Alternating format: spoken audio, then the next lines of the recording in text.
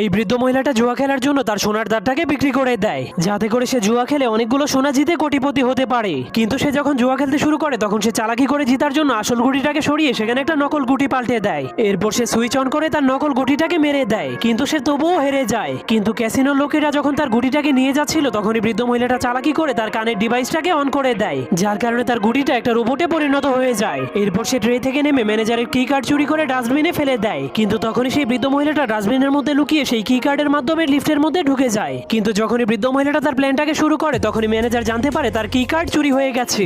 এজন্য সে জলদি করে চোরকে ধরার জন্য অ্যালার্ম বাজিয়ে দেয়। কিন্তু বৃদ্ধ মহিলাটা কোনো ভয় না পেয়ে তার পকেট থেকে লেজার পয়েন্টার বের করে লিফটের ছাদটাকে কেটে ফেলে। এরপর সে সেখান দিয়ে লুকিয়ে লুকিয়ে সোনা চুরি করার জন্য সোনার সিন্ধুকের কাছে পৌঁছে যায়। কিন্তু সে প্রথমে তার রোবটটাকে সিন্ধুক খোলার জন্য লেজারের ভিতর দিয়ে পাঠিয়ে দেয়। তখন তার রোবট সব লেজারগুলোকে অতিক্রম করে সিন্ধুকটাকে খুলে ফেলে। এরপর বৃদ্ধ মহিলাটাও তার গ্লাভস পরে লেজার ট্র্যাপের মধ্যে লাফ মেরে দেয়। তার গ্লাভসটা এতটাই মজবুত